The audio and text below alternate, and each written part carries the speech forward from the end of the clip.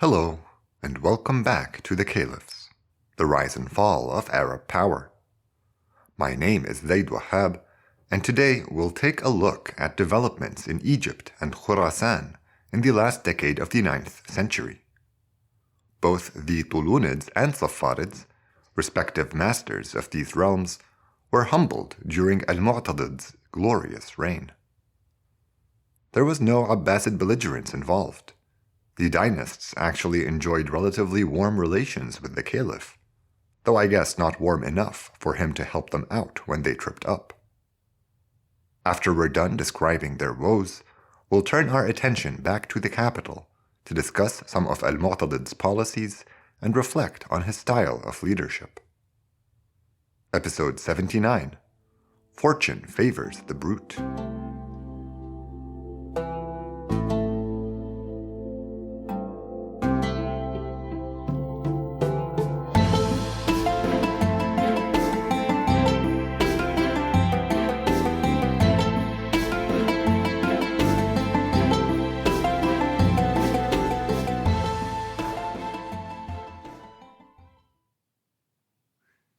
It's incredible how sharp a corner the Caliphate turned between the reigns of Al-Mu'tamid and his nephew Al-Mu'tadid. I realize 20 years might seem like a long time, but it's hard to fathom how such a transformation could have been brought about at all. In the mid-870s, the Abbasids seemed besieged by existential crises on multiple fronts.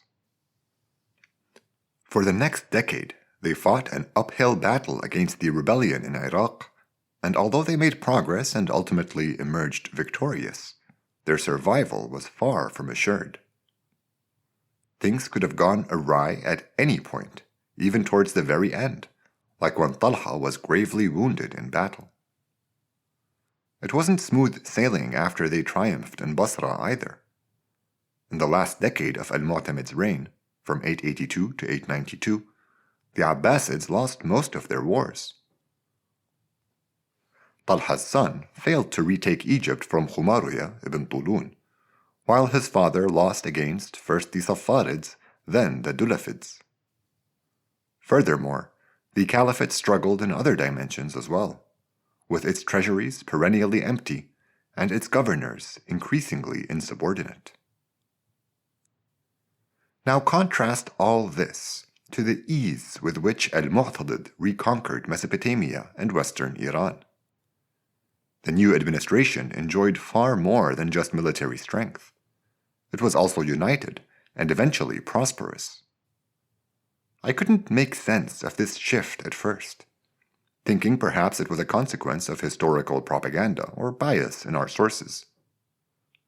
Another pet theory was the pickle jar hypothesis, that all the hard work had been done by Talha, only for his son to pop the loosened lid off and reap the fruits of his labor. While there is something to that, I've realized that the shift had more to do with how the Caliphate was perceived.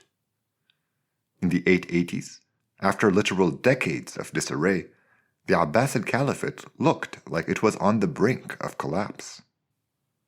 The chaos around it was the birth of new movements trying to preemptively fill the void it would leave.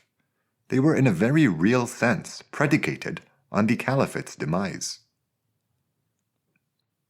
After their dynasty survived the Zenj rebellion and the Saffarids, everyone began to realize that the Abbasids were here to stay. Their foes tested them further for another decade, but there was no escaping the fact of Abbasid survival. I think this is what happened, and we sort of saw it in action with the Shaybanis and Dulafids last time. The two modest statelets bordering the Caliphate submitted willingly after they realized they had no hope of holding up against a resurgent state. We'll see something similar with the Saffarids and Tulunids today, and both dynasties will reveal themselves to be little more than paper tigers when things started to go wrong. Perhaps they could have held it all together under different circumstances. But with the Caliphate back on the rise, their political projects were under a lot more pressure than before.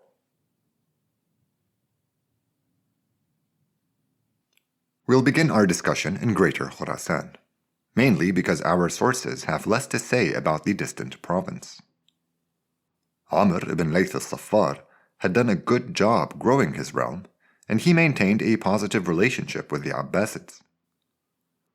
The main threat to the Saffarids came from Rafi' ibn Harthama, an ex-Tahirid commander who disrupted their activities in Khurasan.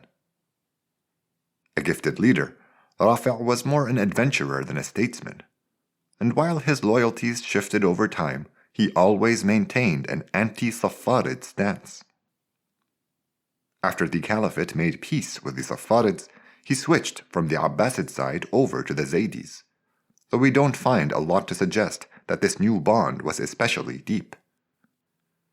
The Zaydis were an independent Shia power in Tabaristan, and it doesn't seem like Rafi' adopted their creed nor led their men in battle.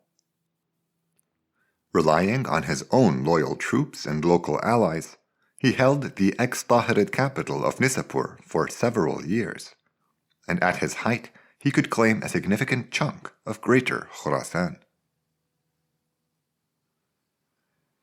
It wasn't until 894 that Amr al-Saffar managed to conquer Nishapur.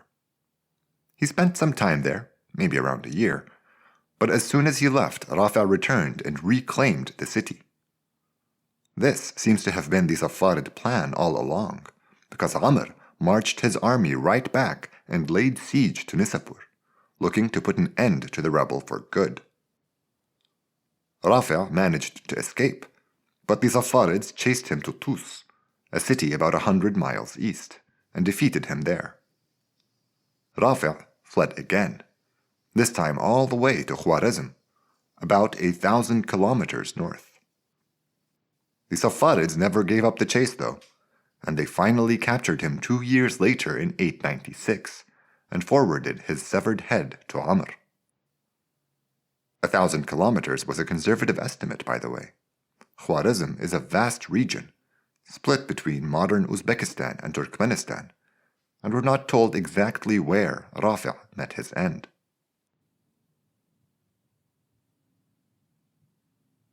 Two years later, in 898, Amr wrote to al-Mu'tadid requesting he be granted dominion over the last bit of the east still out of his jurisdiction, the lands beyond the Amuldariya, Transoxiana in Latin, Ma wara an-Nahr in Arabic. These were the domain of the Samanids, who had first been assigned as governors early in al-Ma'mun's reign, almost 8 decades back. They worked well with the Tahirids, who kept the competent Samanids in power throughout their time in charge of Greater Khurasan. Despite this positive legacy, their link to the Caliphate had been severed after the fall of the Tahirids. Al-Mu'tadid really didn't have much of a reason to care about them, so he gave Amr the go-ahead. For his blessing, the Caliph was thanked with a tidy sum of 4 million silver coins, 20 horses with jeweled accessories, and 150 pack mules laden with other gifts. It's been a while since we've seen wealth flow to the Abbasids, so that's nice. But what's more noteworthy is that the Saffarids even bothered to ask before invading the Samanids. This is the opposite of Yaqub al-Saffar's act first, apologize later approach, a shift wholly attributable to the Abbasid resurgence.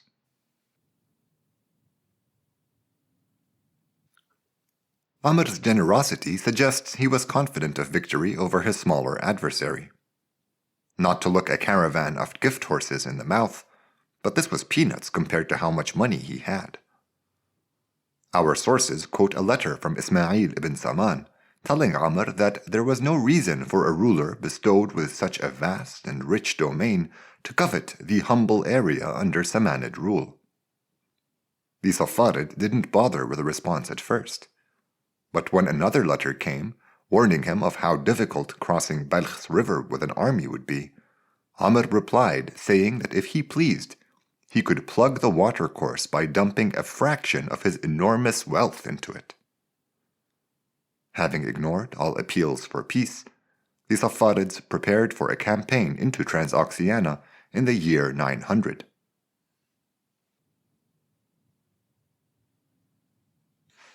Instead of sheltering in his capital of Samarkand, Ismail ibn Saman personally led his allies into war. Amir's first target had to be Balkh because it was the nearest Samanid city. The river to its west wasn't the Amudarya, but it still presented an obstacle to military operations. Ismail used his understanding of the city's strengths and weaknesses to devastating advantage. Before the Saffarids got there, Ismail crossed the river with his army and kept it out of sight. Amir's forces took Balkh without a fight, only to find themselves completely trapped after Ismail encircled them and secured the only crossing. Now it was Amir's turn to beg for parley, but his pleas fell on deaf ears. His large army couldn't sustain itself in Balkh for very long, and the Saffarids were forced to beat a desperate retreat back west. Many of them died, and Amr was captured by the Samanids. Ismail gave him a surprisingly merciful choice. Amr could either stay as his guest/hostage, or be sent back to the Abbasids in chains. Amr chose the latter, and upon his arrival in Baghdad, he was promptly thrown into a dungeon.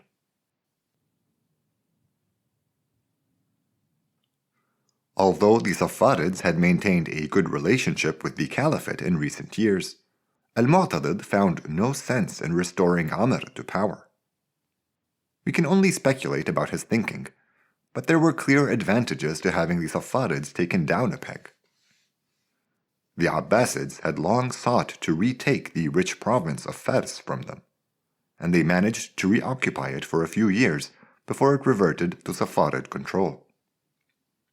Although they had lost much of Greater Khurasan, the dynasty endured and maintained real authority over the region between Faris and their home of Sistan. The Saffarids imploded all on their own, and Al-Mu'tadid profited without having to make much of an intervention. Luckily for him, another one of his foes also managed to get caught up in this mess. The Zaydis of Tabaristan figured that with Amr and Rafi' gone, there was nobody around to challenge their expansion into Khurasan. In the year 900, their leader, the Hashemite Muhammad ibn Zayd, planned to take the mountain province of Jurjan on the southeastern shore of the Caspian, then stroll into Nishapur. Jurjan may have asked for Samanid assistance, because Ismail wrote to the Zaydis, warning them not to encroach where they did not belong. They ignored the Samanid threat and met their armies outside Jurjan, where they suffered a terrible defeat. Muhammad was mortally injured in that battle, and his son was taken prisoner. The Samanids didn't just bring the Zaydi dynasty to an abrupt end, but they went on to become rulers of Tabaristan a few years down the line. Al-Mu'tadid was thrilled at these developments, and several accounts relay his admiration for Ismail's battlefield tactics. The Caliph went so far as to send 3 million gold dinar to be distributed to the Samanid troops for their triumph over the Saffarids, and he invested the dynasty with Khurasan, Rai, and Sistan. Samanid armies will soon expand in all directions, into Tukharistan, Ushrusana, Khwarizm, Tabaristan, and beyond. This dynasty was even more dominant in the east than the Tahirids had been, and its embrace of Persian language and culture meant that the local population identified with them and did not view them as Abbasid prefects. They will rule the east for more than a century, until they were overthrown by their own armies.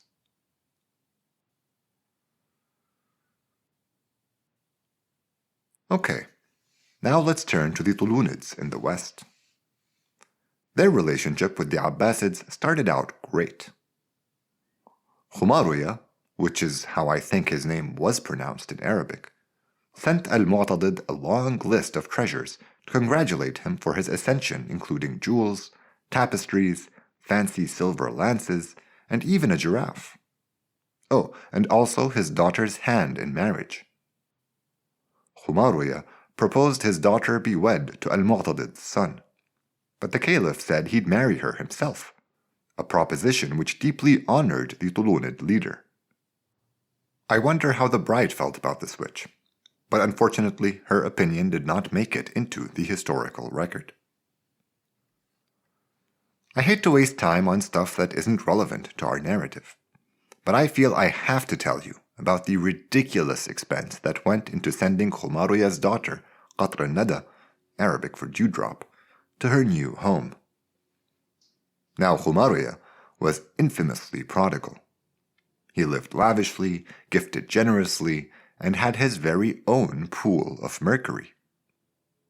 I'm not sure if that last one's expensive at all. I just thought it was cool.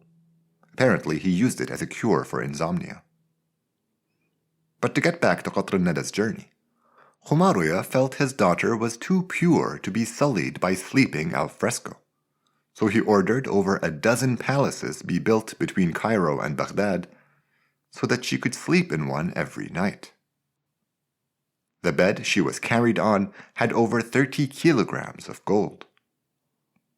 On the day she arrived, the residents of Baghdad were instructed to stay away from the Tigris, and barriers were erected so the people couldn't even glimpse its shores as 4 boats made their way to meet her entourage. They carried her upriver to Mosul, where Al-Mu'tadid was staying, sometime in 895.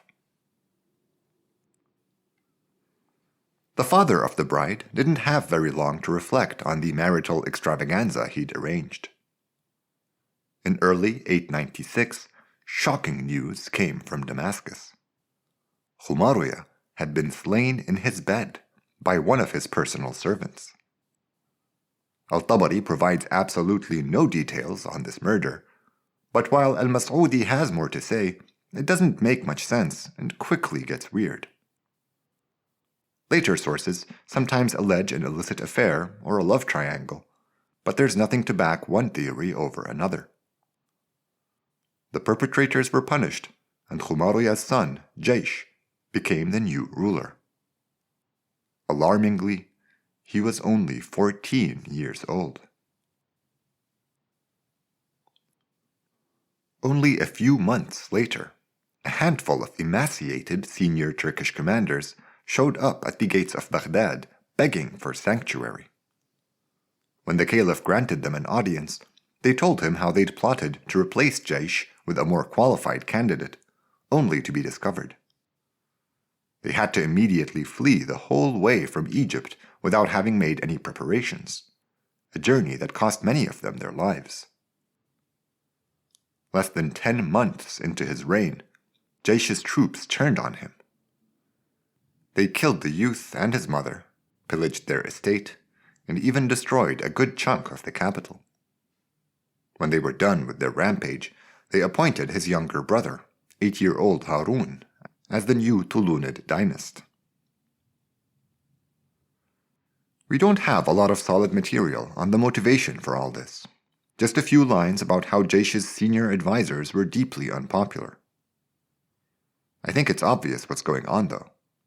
Anarchy was the only possible conclusion for Ibn Tulun's dynasty. Remember, his armies were modeled after the ones he knew as a soldier of the Caliphate.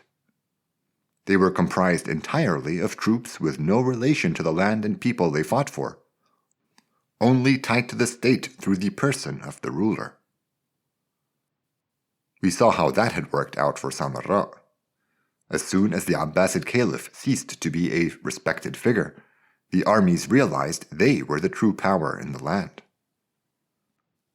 The Tulunids were doomed from the start because they had no untouchable symbol or personage to unify and control ambitious commanders.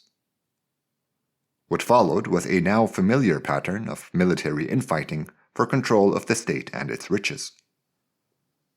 Ahmad ibn Tulun earned his place in charge, and the army he left behind had to rally around Khumaruya in the face of the Abbasid invasion following his father's death. It had no reason to obey youngsters like Jaysh or Harun, however. The military leadership used them as puppets to push for their own interests instead. Tarsus was the first casualty of the turmoil in Egypt. Since the city was at the Byzantine frontier and was the launchpad of the Caliphate's raids into the empire, sound governance was literally a matter of life and death. So just a few months after Harun's ascension, following some political turbulence, Tarsus asked al-Mu'tadid to appoint its next governor. The year after that, the Tulunids reached out to the Abbasids and requested that the Caliph publicly recognize Harun.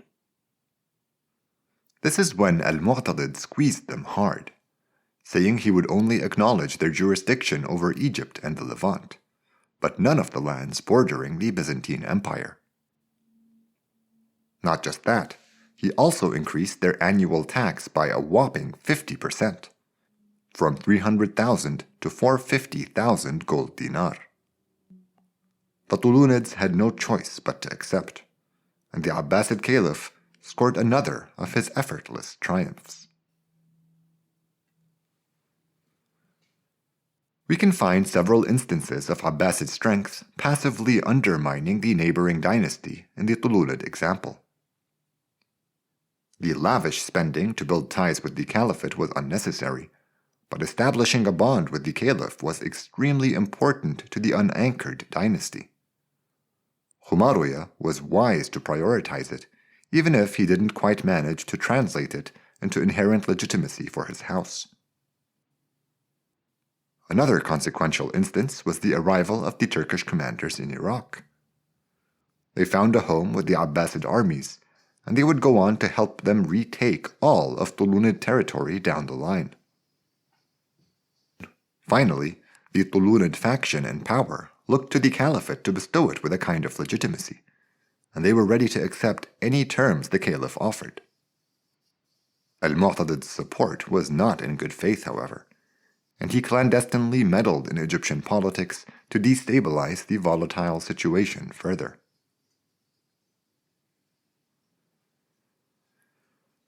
Things just kept working out to Al-Mu'tadid's advantage. It's remarkable. I'll post a map on the episode's page of what the realm looked like by the time he was done with it on thecaliphs.com. By the end of his reign, Egypt and Khorasan were no longer serious rivals to Iraq, and the Abbasids were on an unstoppable run. A lot of it was luck and absolutely nothing to do with the Caliph, but it took a shrewd politician like Al-Mu'tadid to fully capitalize on such circumstances. He should absolutely be recognized for the part he played, although our sources tend to give him a little too much credit at times. Some make him out to be a master manipulator, claiming he set the Samanids and Safarids against one another, knowing full well what would happen. It's not particularly believable, but it tracks with the rest of the founding testimony we find about this caliph. This seems like a good point to reflect on what else we know about Al-Mu'tadid as a ruler. He comes off pretty spotless in our histories, and it's hard not to feel the record's been somewhat sanitized. But even through all that censorship, we find several accounts alluding to his brutality. One narration even seems to have been designed to explain these charges away. It says that Al-Mu'tadid asked an official to give him an example of a time he treated anyone with undue violence.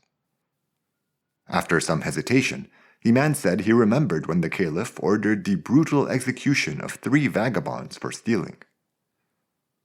Al-Mu'tadid said he recalled the incident as well, but that there was another side to the story.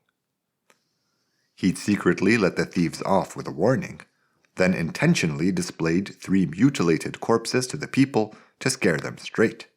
And wouldn't you know it, nobody ever stole again. That graceless bit of propaganda raises a lot more concerns than it tries to address. Al-Mas'udi's history contains far more damning material. He calls Al-Mu'tadid a bloodletter who enjoyed disfiguring his victims, then describes some of the caliph's favorite ways of putting people to death. He liked burying people alive, but with their lower halves above the ground, so he could watch them thrash about as they suffocated. Another method was even more gruesome. A man's nose, ears, and mouth were sealed.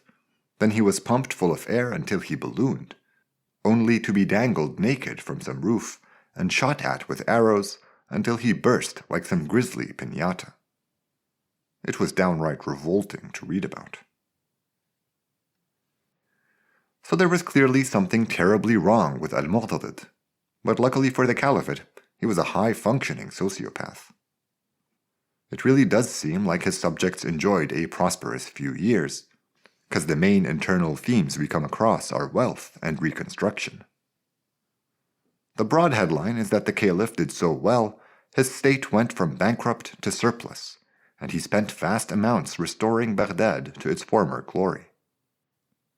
These will be the last two subjects we focus on today before wrapping up.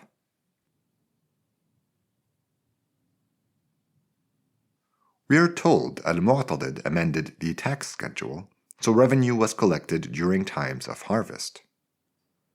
The oral testimony in our sources isn't well suited to topics like this, however, so this next bit is my own corrective supplement. See, now that the Caliphate was recovering, serious efforts were being made to fix the treasury.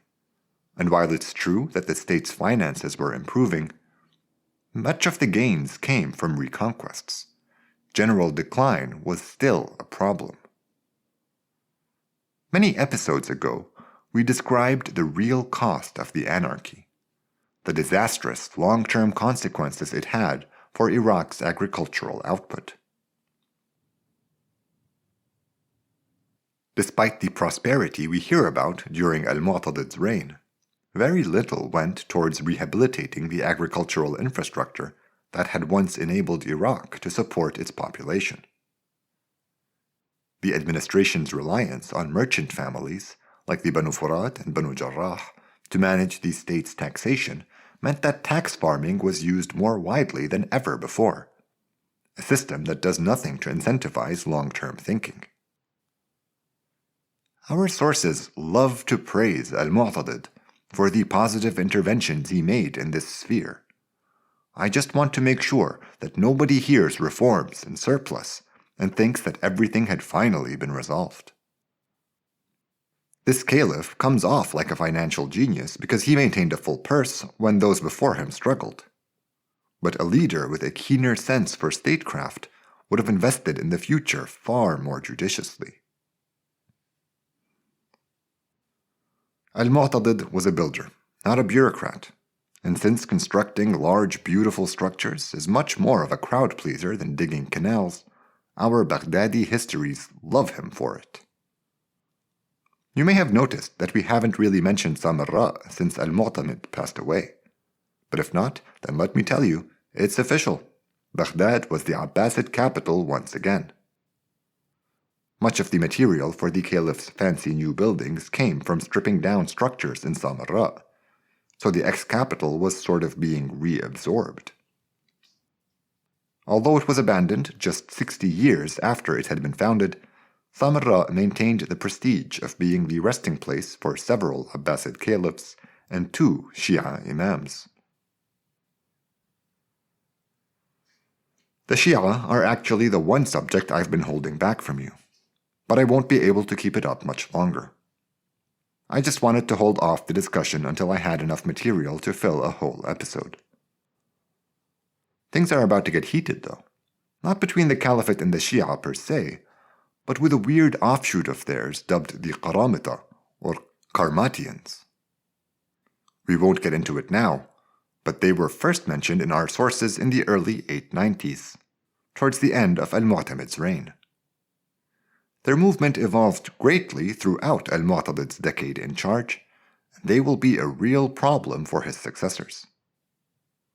The Qaramita possessed a strange hybrid of the stubborn perseverance of Hashemite ideology and the violent tendencies displayed by the rebels in Basra. They'll prove to be a sole successor of that ruthless movement in many ways, to the detriment of the entire Ummah.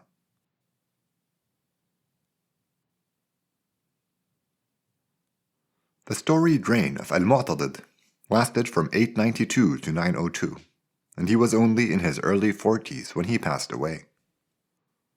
While Al-Tabari refrains from commenting on what happened, Al-Mas'udi is quick to allege poison, but he points the finger at two unlikely figures, a prisoner and a concubine, before adding that he heard other theories besides. His colorful history says that when the doctor tried to treat Al-Mu'tadid, the savage caliph kicked him to death for his trouble. Although his passing seems to have been sudden, Al-Mu'tadid had already made adequate preparations. And next time, we'll cover the transition to and reign of his successor. Here on the Caliphs, the rise and fall of Arab power.